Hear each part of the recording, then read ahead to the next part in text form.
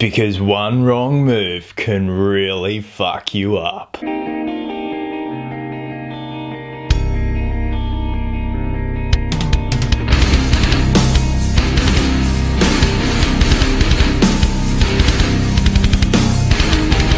Two Hands is directed by Gregor Jordan and stars a 19-year-old Heath Ledger, Rose Byrne, Brian Brown, and David Field. Heath Ledger plays Jimmy, who's a bouncer and doorman at a seedy little strip club here in King's Cross in Sydney. For those who aren't aware what King's Cross is, it's essentially like the Vegas Strip but compacted into a little street. When me and my mates would go out to the Cross on a Saturday night back in the day, you could see the shame particles floating through the air. Shame! Jimmy's one of those typical characters down on his luck, wants to get out of this funk that he's in. Enter Brian Brown's character Pando. Pando is a central mob boss in the underworld of Sydney and offers Jimmy $500 to take $10,000 cash to a woman at Bondi Beach, a couple of suburbs over. Jimmy, jumping to the offer, takes the cash, goes over to the place at Bondi Beach to see the woman. Unbeknown, she has died of a suspected heart attack, emphysema. I don't know, she was a heavy smoker. Jimmy, thinking no one was home, goes to the beach to kill some time, goes for a swim and buries the cash to hide it. The cash is then stolen. You're fucked, son. And there we go, we've got our story. So of course, Jimmy is on the run from Pando, wanting to get this cash back from him, so Jimmy has to set up a heist to rob a bank to get the cash back so he doesn't get his nutsack handed to him. Now yes, this is one of the most simplest stories ever, and it's been told countless times on film,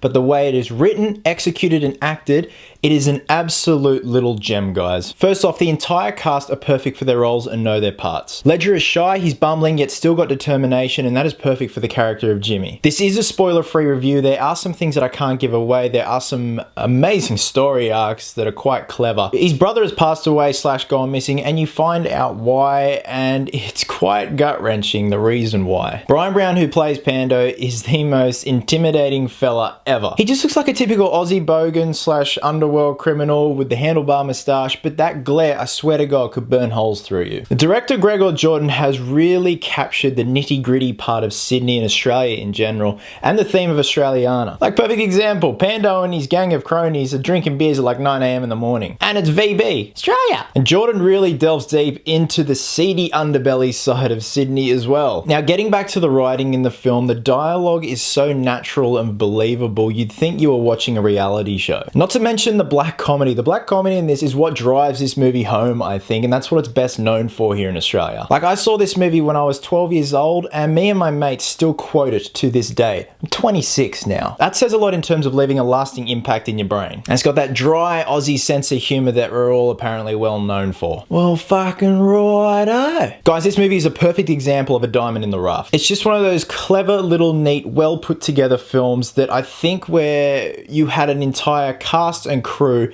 that love their job and love going to work every day to make that film. It has heart, it has soul, it has an amazing story, an amazing cast, it's well written, and extremely, extremely funny. And a little bit of useless trivia. My mum was an extra in this film. I still remember it perfectly. I think I was like 9 years old and mum's like, oh, I gotta go, I'm being an extra in a movie. She was gone all night. All night. Apparently it was pissing down rain in King's Cross or in Chinatown, wherever they were filming. They were filming a scene where Jimmy gets caught by one of Pando's men because he's on the run and they're fleeing the scene. So like I said, mum was filming that all night, and this is the only shot that made it in the film. There's Heath Ledger and there's mum. So proud. The only gripes I really have with this film is Rose Byrne's character. I love Rose Byrne as an actress. I just don't think that this character was really necessary in this film. I do understand when you have a male lead actor, you have to have a love interest, but in this case, it wasn't necessary. It just seemed forced. And there are some times where the director tries to be a bit too much symbolic and artsy, and it just comes off lame. I won't say those particular scenes because they kind of spoil the story and the twists at the end, but if you do see the film, you will get a general idea of what I'm talking about. So guys, Two Hands is an amazing little film. It's well put together, well acted, well scripted, and it just tugs at your heartstrings too. I'm pretty sure they released the DVD in America in 2009. Anywhere else, you can just buy it on iTunes. Not sure if Netflix have it yet. I'll have to check that one out. And look, despite those two little gripes, that does not deter away from the fact that this is an amazing little underrated film. Like I said, perfect example of a diamond in the rough. With that, I'm going to give Two Hands 4 Geeks out of 5. So guys, if you have seen Two Hands, or when you do see Two Hands, please drop a comment below and let me know what you thought of it. As always, thanks very much for your continuing support, and until next time, geeks, always remember, cosplayers do it best.